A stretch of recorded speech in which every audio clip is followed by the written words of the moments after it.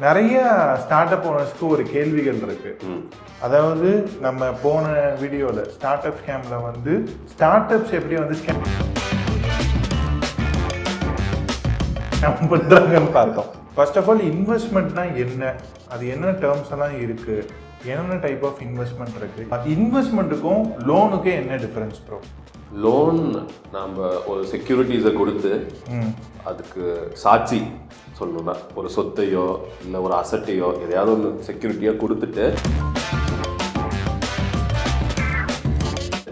அதுக்கு அகெயின்ஸ்டாக ஒரு அமௌண்ட்டை வாங்குறோம். அந்த அமௌண்ட்டுக்கு ஒரு இன்ட்ரெஸ்ட் இருக்கும், ரீபேமெண்ட் ஸ்கெடியூல் இருக்கும். ஒரு ஸ்டார்ட் அப் ஓனர் வந்து ஒரு $1 million என்னோட ட்ரீம் ஃபண்டிங் அமௌண்ட், அந்த 8.5 கோடி ரூபாய் இப்போ எனக்கு ஒருத்தர் இன்வெஸ்ட் பண்ணுறாரு அப்படின்னா அவருக்கு வந்து நான் அதை எப்படி ரிட்டர்னாக கொடுக்குறது ப்ரோ?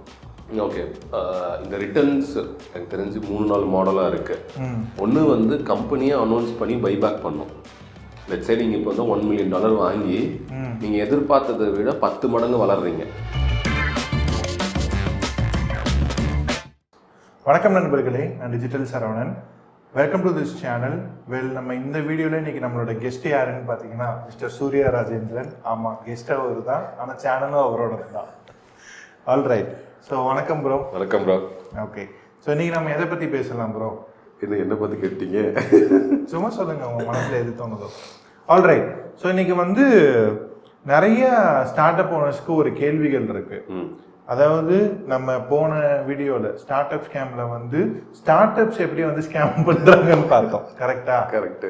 பட் அதே மாதிரி ஃபர்ஸ்ட் ஆஃப் ஆல் இன்வெஸ்ட்மெண்ட்னா என்ன, அது என்ன டேர்ம்ஸ் எல்லாம் இருக்கு, என்னென்ன டைப் ஆஃப் இன்வெஸ்ட்மெண்ட் இருக்கு, இந்த வீடியோவில் தான் இந்த விஷயங்களை இந்த வீடியோவில் நம்ம வந்து அன்கவர் பண்ண போகிறோம் with your knowledge and wisdom.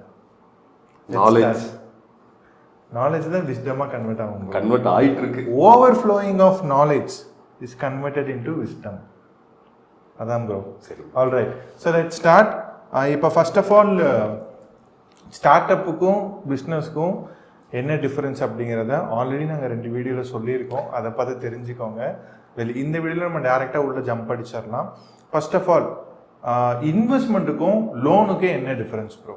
Loan நம்ம ஒரு செக்யூரிட்டிஸை கொடுத்து அதுக்கு சாட்சி சொல்லணும்னா ஒரு சொத்தையோ இல்லை ஒரு அசட்டையோ எதையாவது ஒன்று செக்யூரிட்டியாக கொடுத்துட்டு அதுக்கு அகெயின்ஸ்டாக ஒரு அமௌண்ட்டை வாங்குறோம். அந்த அமௌண்ட்டுக்கு ஒரு இன்ட்ரெஸ்ட் இருக்கும், ரீபேமெண்ட் ஸ்கெடியூல் இருக்கும்.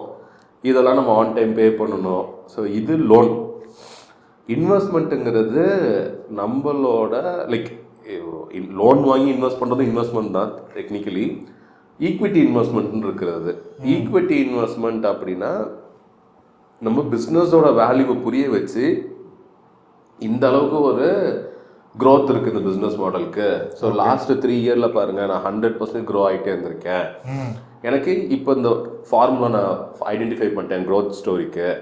இப்போ எனக்கு ₹1 நீங்கள் கொடுத்தீங்கன்னா நான் அதை ₹3 ₹4 மாற்றுறதுக்கான லேண்டிங்காக அதை வச்சுருக்கேன். ஸோ இப்போ நீங்கள் எனக்கு ஒரு $1 million கொடுங்க, $2 million கொடுங்க அப்படின்னு என்ன ஆஸ்க் இருக்கோ அதை ரைஸ் பண்ணி அந்த பர்ஃபார்மன்ஸை கொண்டு வருது. ஸோ அதுக்கு இன்ட்ரெஸ்ட்டோ இல்லை ரீபேமெண்ட் ஸ்கெடியூலோ கிடையாது. ரீபேமெண்ட் அதுக்கு எப்படி நடக்கும்னா, அந்த ஷேரை அந்த இன்வெஸ்டரை வெளியில் விற்றுட்டோ இல்லை அடுத்த சப்சிக்வெண்ட் ரவுண்டில் வந்து ஸ்ட்ராட்டஜிக்கலி வேறு யாராவது அந்த ஷேரை வாங்கிக்கணும்னு நினைப்பாங்க. ப்ரொமோட்டர்ஸோட ஷேர் கம்மியாக இருக்கும். சீரீஸ் ஆஃப் ரவுண்டில் இன்வெஸ்டர் உள்ளே வரும்போது இன்வெஸ்டர்ஸோட ஷேர்ஸை வேறு அடுத்த வர இன்வெஸ்டர் இன்ட்ரெஸ்டாக இருந்து வாங்குவாங்க. ஓகே, ஸோ இப்படி தான் செகண்டரி மார்க்கெட் டிரான்சாக்ஷன்லேருந்து அவங்களுக்கு ரிட்டர்ன்ஸ் கிடைக்கும். ஓகே, ஸோ ஃபஸ்ட்டு என்னென்னு பார்த்தீங்கன்னா அவர் கொடுத்த டெஃபினேஷனை நான் ஒரு வாட்டி சொல்லிடுறேன் ஷார்ட்டாக. லோனுக்கும் இன்வெஸ்ட்மெண்ட்டுக்கும் என்ன டிஃப்ரென்ஸ்னால், இப்போ நீங்கள் ஒரு பிஸ்னஸ் பண்ணுறீங்க, உங்கள் பிஸ்னஸ் அடுத்த லெவலுக்கு கொண்டு போகணுன்னா நீங்கள் வந்து லோன் அப்ளை பண்ணுவீங்க. லோனுக்கு வந்து நம்ம கொலாட்ரல் சப்மிட் பண்ணணும். ஃபார் எக்ஸாம்பிள் உங்கள் வீட்டோட பத்திரம் இல்லை உங்கள் இடத்தோட பத்திரம், இந்த மாதிரி சில கொலாட்ரல்ஸ் கொடுத்தீங்கன்னா லோன் தருவாங்க. அது வட்டி கொடுப்பாங்க. ஸோ லோன் வாங்கிட்டு நீங்கள் வட்டி கட்டணும். இது வந்து நார்மலாக எல்லா பிஸ்னஸ் ஓனரும் அவங்க பிஸ்னஸை க்ரோ பண்ணணும்னா பண்ணுறது. வேற ஸ்டார்ட் அப் இன்வெஸ்ட்மெண்ட் அப்படின்னா நிறைய இன்வெஸ்டர்ஸ் இருக்காங்க. அந்த இன்வெஸ்டர் கிட்ட போயிட்டு நம்ம வந்து பிச் பண்ணுவோம். ஸோ பிச் பண்ணும்போது இதான் என்னோட பிஸ்னஸ் மாடல், இதுக்கு அடுத்த 3 வருஷத்தில் இப்படி க்ரோத் இருக்கும், அடுத்த 5 வருஷத்தில் இப்படி க்ரோத் இருக்கும். அதுக்கு பேர் ப்ரொஜெக்ஷன் அப்படின்னு சொல்லுவாங்க. அந்த ப்ரொஜெக்ஷனை காட்டி அவங்கள கன்வின்ஸ் பண்ணி நம்ம வந்து அவங்களை இன்வெஸ்ட் பண்ண வைக்கணும். ஸோ இப்போ ஃபார் எக்ஸாம்பிள் ஒரு ஸ்டார்ட் அப் ஓனர் வந்து ஒரு $1 million என்னோட ட்ரீம் ஃபண்டிங் அமௌண்ட், அந்த 8.5 கோடி ரூபாய் இப்போ எனக்கு ஒருத்தர் இன்வெஸ்ட் பண்றாரு அப்படின்னா அவருக்கு வந்து நான் அதை எப்படி ரிட்டர்னா கொடுக்கறது ப்ரோ? ஓகே, இந்த ரிட்டர்ன்ஸ் எனக்கு தெரிஞ்சு 3-4 மாடலாக இருக்குது. ஒன்று வந்து கம்பெனியை அனௌன்ஸ் பண்ணி பைபேக் பண்ணும். லெட்ஸ் சே நீங்கள் இப்போ வந்து $1 million வாங்கி நீங்கள் எதிர்பார்த்ததை விட 10 மடங்கு வளர்றீங்க. ஓகே, உங்ககிட்ட கேஷ் பாசிட்டிவ்ல சர்ப்ளஸ் கேஷ் வச்சுருக்கீங்க. அந்த லெட்ஸ் சே ஒரு 5 வருஷம் கழிச்சு ப்ரொமோட்டர்ஸ் இல்லாமல் மற்றவங்களோட ஷேர்ஸ் எல்லாம் கம்பெனியை பைபேக் பண்ணுறதுக்கு ஒரு ஆஃபர் தரலாம்.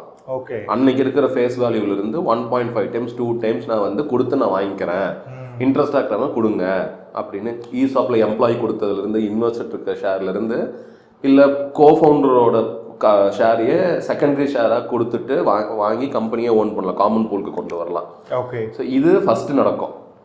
ரெண்டாவது எப்படி நடக்கும்னா அவங்களோட ஷேரை வச்சே இப்போ ப்ரொமோட்டர்ஸ்ட்டு இருந்து ஒரு 40% தான் இருக்குது, மீதி நிறையா இன்வெஸ்டர்ஸோட தான் 60% கம்பெனியில் இருக்குங்கும் போது இப்போ புதுசாக இப்போ நீங்கள் இருக்கீங்க, உங்களோட பிஸ்னஸ் மாடலுக்கு சினர்ஜியாக இருக்கிற இன்னொரு பெரிய கார்பரேட் உள்ளே வரணும்னு நினைக்கிறாங்க, என்டர்பிரைசஸாக ஒருத்தவங்க உள்ளே வரணும்னு நினைக்கிறாங்கும் போது அவங்களுக்கு மேஜர் ஷேர் அங்கே தேவைப்படலாம்.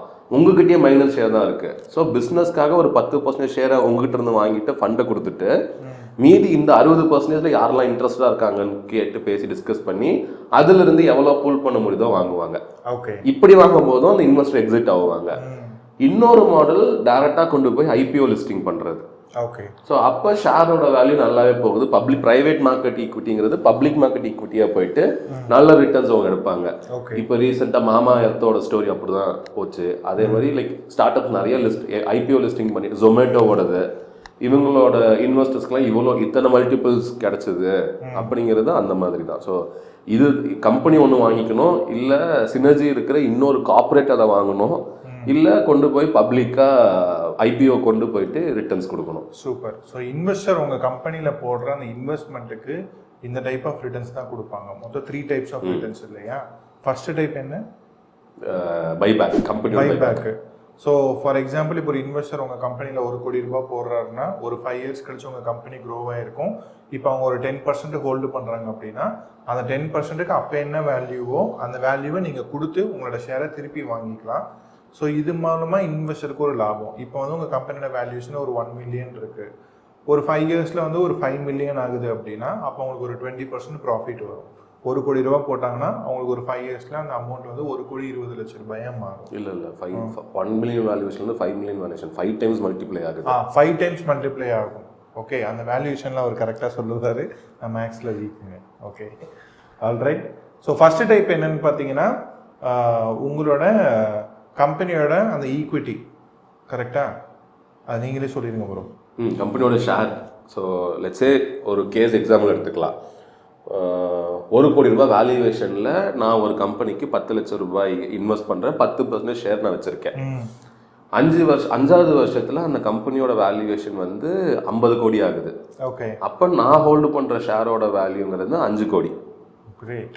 ஸோ நான் 10 லட்ச ரூபாய் இன்வெஸ்ட் பண்ணியிருக்கேன். இந்த 5 கோடி ரூபாய்க்கான ஷேர் வேல்யூ எங்கிட்ட இருக்குது, நாட் மணி, ஷேர் வேல்யூ இருக்குது. இப்போ கம்பெனி அனௌன்ஸ் பண்ணோம், நாங்கள் வந்து இப்போ எங்கிட்ட காசு இருக்குது நிறையா. லெட்ஸே இந்த மாதிரி பிஸ்னஸ்லாம் இருக்குங்க. ஐபிஓ மாதிரியான பெரிய அவென்யூக்கு போக முடியாது, ஆனால் ரொம்ப ப்ராஃபிட்டபிள் பிஸ்னஸ் மாடலாக அது இருக்கும். இதுக்கு கேஷ் ஃப்ளோ மட்டும் பெட்டராக இருந்துகிட்டு இருக்குன்னு வச்சுக்கலாமே. நேஷ்னல் இன்டர்நேஷ்னல் எக்ஸ்பான்ஷன்லாம் பண்ண முடியாது, ரீஜனலாகவே இருந்தாலும் கேஷ் பெட்டராக பாசிட்டிவ் ஜென்ரேட் பண்ணும். ஸோ அந்த கண்டிஷன் என்ன பண்ணுவாங்க, பைபேக் பண்ணுவாங்க. ஓகே, அந்த பைபேக் அனௌன்ஸ்மெண்ட் கொடுக்கும்போது 1.5 times ஆஃப் வேல்யூ நான் கொடுக்குறேன் அப்படின்னா அன்னைக்கு தேதிக்கு 5 கோடி ரூபாங்கிற ஷேரைவே நான் 7.5 கோடி ரூபாய்க்கு விற்கலாம் அவங்ககிட்ட. புரியுது. இதே இன்னொரு கேஸ் இருக்கு. நான் இன்வெஸ்டர், அதே கம்பெனிகிட்ட போயிட்டு என் ஷேரை நீ வாங்கிக்கிறியான்னு நான் கேட்கலாம். அப்போ ஒரு பெனால்ட்டி டிஸ்கவுண்டிங் வாங்குவாங்க. நான் வந்து உனக்கு 20% கரண்ட் வேல்யூவேஷன் வந்து கம்மி பண்ணி வாங்கிக்கிறேன் அப்படின்னு சொல்லிட்டு கம்பெனியில் கேஷ் இருந்தால் கேஷ் அவுட் பண்ணுவாங்க. ஸோ இப்படி தான் ஃபஸ்ட்டு டைப் பைபேக் நடக்கும். ஓகே, இது வந்து இன்வெஸ்டருக்கும் இப்படி தான் நடக்கும். எம்ப்ளாயீஸாக உள்ள வந்து ஈஸாப் வச்சுருப்பாங்க கொஞ்சோண்டு ஷேர்ஸ். அவங்க லட்சம் வெளியில் போயிருந்தால் 4 லட்சம் 5 லட்சம் சம்பளம் வாங்குவேன், நான் அவங்ககிட்ட 1 லட்சத்துக்கு வந்துட்டு வரேன், எனக்கு மீதி வந்து ஷேராக கொடு அப்படின்னு கால் எடுத்து ஈஸாப் அலோகேஷன் இருக்கும். அவங்களுக்கு அந்த பைபேக் நடக்கும். இப்போ ரீசெண்டாக கிரெட் அனௌன்ஸ் பண்ணியிருக்காங்க, எம்ப்ளாய்ட்டு வந்து நாங்கள் பைபேக் வாங்குறோம் ஓகே அப்படின்னு சொல்லி. ஸோ எம்ப்ளாய் கிட்ட அவங்க ஈஸாப் கொடுத்துட்டு ஃபியூச்சரில் எம்ப்ளாய் வந்து கிரெடிக்கிட்டே விற்றுக்கலாம். எக்ஸாக்ட்லி. ஓகே, ஸோ அந்த மாதிரி இப்போ கிரெட் அனௌன்ஸ் பண்ணியிருக்காங்க. ஃபஸ்ட்டு எனக்கு தெரிஞ்சு நாஸ்டாக் லிஸ்டிங் டைமில் ஃப்ரெஷ் ஒர்க்ஸ் அந்த மாதிரி பண்ணாங்க, பைபேக் பண்ணாங்க, நிறைய க்ரோர்பத்தீஸை உருவாக்குனது ஒரு ஸ்டோரியை பில்ட் ஆச்சு. ஸோ இந்த மாதிரி தான் இந்த ஃபஸ்ட்டு டைப் ஒர்க் ஆகும். சூப்பர். செகண்ட் டைப்னா சொன்ன மாதிரி இப்போ லெட்ஸே நீங்கள் வந்து டிஜிட்டல் ஏஜென்சி இருக்குது, இது ஏதோ ஒரு மாடலில் ஸ்டார்ட் அப்பாக மாற்றிருக்கீங்க. அதுக்கு லெட்ஸே இப்போ குவி எக்ஸாம்பிள் எடுத்துக்கலாமே. குவியோட கேஸில் ஹெச்சிஎல் உள்ளே வந்திருக்காங்க. ஸோ சிவனாரர் உள்ளே வந்ததுக்கான காரணம் இங்கே குவாலிட்டி பீப்புள் இவங்க ட்ரெயின் பண்ணுறாங்க, அதிலிருந்து நம்மளுக்கான குவாலிட்டி பீப்புள் கிடைக்கிறாங்க. ஸோ அவங்களோட ரெக்ரூட்மெண்ட் ப்ராசஸை இன்னும் எஃபிஷியண்ட்டாக வச்சுருக்கு. ஹெச்சிஎல்லே வந்து எஜுகேஷன் விண்டோ தனியாக வச்சுருக்காங்க ஒரு டிவிஷனை, அதை இப்போ குவி பார்த்துக்கிறாங்க. ஸோ இந்த மாதிரிலாம் சினர்ஜி நல்லா இருக்கும். ஆப்வியஸ்லி அவங்க குரூப் வந்து காலேஜ் வச்சுருக்காங்க. எக்ஸாக்ட்லி. ஸோ அதுக்கும் ட்ரெயின் எக்ஸாக்ட்லி. ஸோ இந்த ஒரு ஃபேக்டர் நல்லா செட் ஆனதுனால அப்போ நாங்கள் வந்து ஸ்ட்ராட்டஜிக்கலி இன்வெஸ்ட் பண்ணுறோம் அப்படின்ட்டு உள்ளே வந்துட்டு ஃபவுண்டர்ஸ் கேஷ் அவுட்டும் பண்ணிக்கலாம், எக்ஸிஸ்டிங் ரவுண்ட் இன்வெஸ்டர்ஸும் அதில் வந்து ஷேரை கொடுத்துட்டு கேஷ் அவுட் பண்ணிக்கலாம். ஸோ இதுதான் அடுத்த வரக்கூடிய ஸ்ட்ராட்டஜிக் இன்வெஸ்ட்மெண்ட் பாயிண்ட் ஆஃப் வியூலேருந்து இன்வெஸ்டர்ஸ் மணி மேக் பண்ணுறது. ஓகே. மூணாவது தான் ஐபிஓ. எக்ஸாம்பிள் சொன்ன மாதிரி மாமா எர்த்து இந்த மாதிரி கம்பெனிஸ் பண்ண ஐபிஓ லிஸ்டிங்கில் இருந்தால் உங்களுக்கு ரிட்டர்ன்ஸ் கிடைக்கும். Super. All right. Thank you so much for வாட்சிங் திஸ் வீடியோ. மீண்டும் அடுத்த வீடியோவில் உங்களை சந்திக்கும் வரை உங்களிடமிருந்து விடைபெறுவது சூர்யா ராஜேந்திரன் மற்றும் டிஜிட்டல் சரவணன். நன்றி, வணக்கம்.